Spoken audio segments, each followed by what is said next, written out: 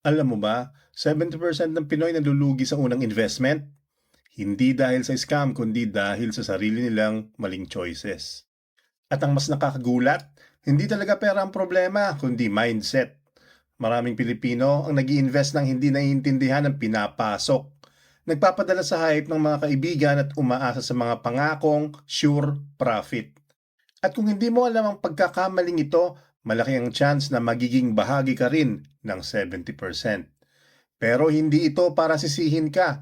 Ang totoo, wala namang nagturo sa atin. Walang subject sa high school na Investing 101. Wala ring professor nung college na nagsabi kung ano ang dapat iwasan sa unang investment.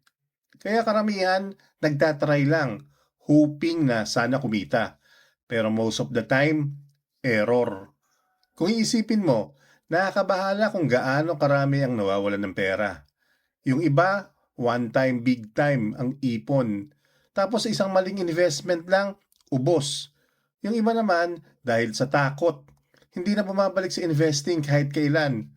Parang trauma at sinisisi nila ang buong mundo imbis na malaman kung ano talaga ang nangyari. Pero ang investing, kapag tama ang simula, kaya niyang ibigay yung freedom na hindi kayang ibigay ng kahit anong trabaho. Kaya ngayon pag-uusapan natin ng detalyado kung bakit nga ba nagkakamali ang napakaraming Pilipino sa unang investment nila para hindi mo na maulit yung cycle na nakaipit sa marami. Ang mga impormasyon na ibinabahagi sa video na ito ay para lamang sa edukasyon at dagdag kaalaman.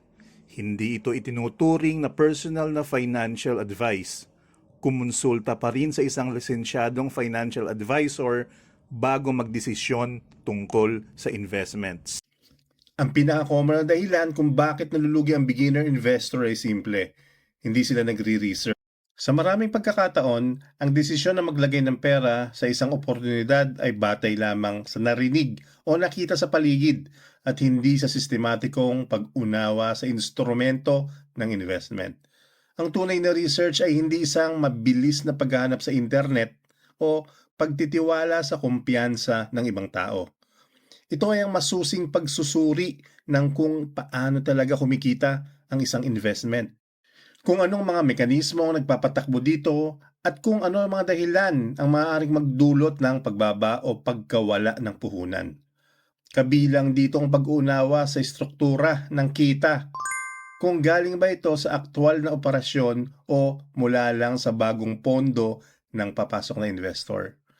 Pati rin ang pagsusuri ng transparency ng mga taong namamahala at ang mga track record ng pinagmulan. Mahalaga ring malaman ang liquidity ng investment at kung gaano kabilis o kahirap lumabas kapag kinakailangan na. Dahil ang kakayahan mong i-convert pabalik sa cash ay madalas nagdidikta ng level ng risk na handa mong harapin.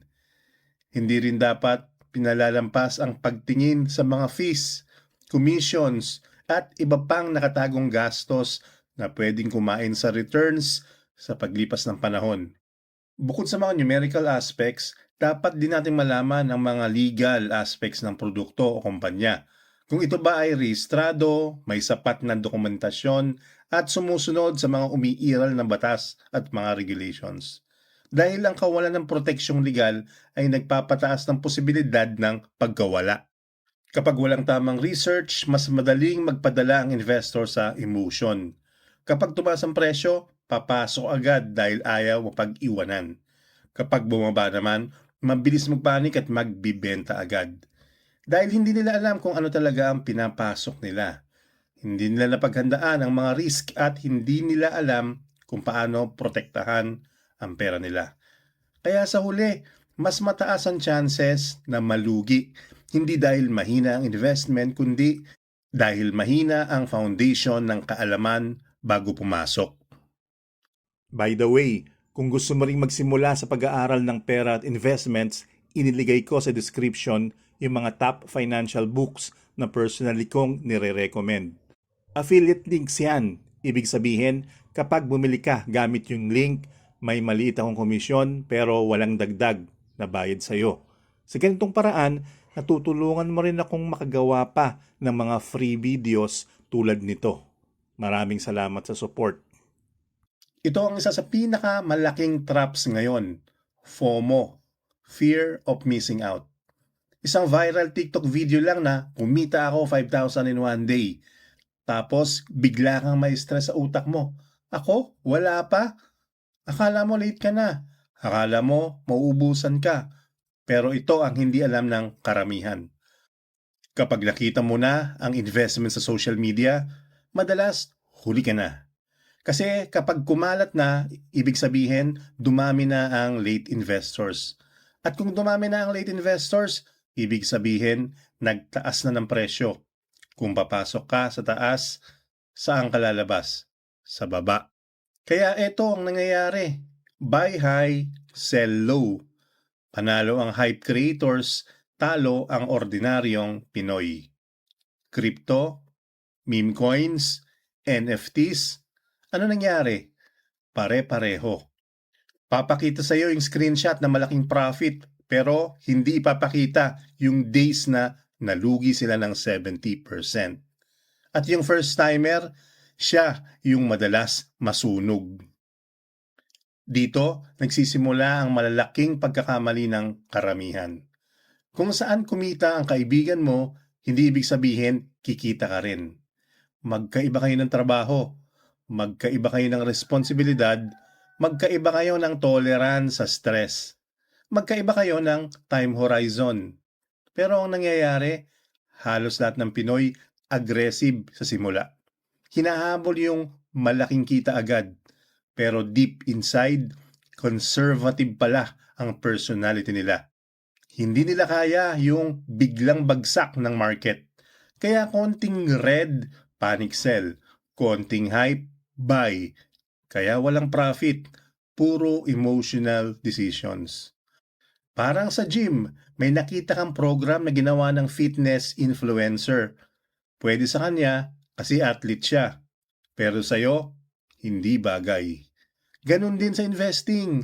Kung hindi tugma sa personality mo ang investment mo, siguradong mauubos ang pasensya mo at pati na rin ang pera mo. Ito ang isa sa pinaka-dangerous. Bakit ang daming Pinoy naloloko? Simple. Kasi gusto natin lahat ng bagay may kasamang word na sure. Sure income, sure profit, sure na aangat to, sure na babalik ang pera mo. Pero ito ang totoo. Kapag may nagsabi ng guaranteed sa investing, dalawang bagay lang yan. Scam o hindi nila alam ang sinasabi nila. 30% monthly, double your money, secured daw kahit wala namang proof, mga recruitment-based na investments. Pero bakit first-timers ang laging nabibiktima? Kasi wala silang point of comparison. Wala silang prior experience. At minsan, yung mismong nagpapakilala sa kanila sa investment, kakilala, kamag-anak o kaibigan. At dahil may tiwala ka sa tao, nagkakaroon ka ng false sense of security. Pero hindi ibig sabihin na porke kaibigan mo siya, mabait siya sa'yo, hindi ka na malulugi. Ito ang pinaka-ugat ng lahat.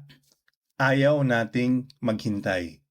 Gusto natin ng weekly payout, gusto natin ng monthly income, gusto natin ng mabilis, gusto natin ng garantisado. Pero ang investing, mabagal. Ang compounding, nakakainip sa simula pero malupit sa dulo. Parang pagtatanim. Hindi ka magtatanim ngayon tapos bukas hihingi ka agad ng bunga. Pero maraming Pinoy, ganun mag-isip sa investing. Naglalagay ng pera tapos gusto agad ng balik. At dahil wala pang progress after 2 months, susuko na, ibibenta na, lilipat na naman sa bagong investment. At yung cycle, yung paulit-ulit, hanggang mapagod, hanggang malugi, hanggang ayaw na ulit mag-invest. Kung ayaw mo maging parte ng 70% na nalulugi, hindi mo kailangan maging expert. Hindi mo kailangan maging trader. Hindi mo kailangan maging financial analyst. Kailangan mo lang gawin ang tatlong bagay. Una, mag-research. Hindi yung mabilisang Google yung totoong research. Ano ang business model? Paano kumikita? Sino ang nagmamanage? Pangalawa, alamin mo kung conservative, moderate, o aggressive ka ba. Walang tama o mali sa tatlong yan. Ang mali ay ang kapag mali ang investment para sa personality mo. May mga videos ako niyan na tinakil ko kung anong klaseng investor ka. Pwede mong balikan at panoorin para mas maintindihan mo kung anong approach ang bagay sa'yo, kung paano ka magre-react sa risk, at kung anong investment style ang pinaka-safe para sa personality mo. Kapag alam mo kung anong type of investor ka, mas madali mong maiiwasan ng maling desisyon at mas mailalagay mo ang pera mo sa tamang lugar, hindi sa hype, hindi sa pressure, at hindi sa emotion. Pangatlo, long-term mindset. Hindi ka yayaman sa one-time hype. Yayaman ka sa consistency.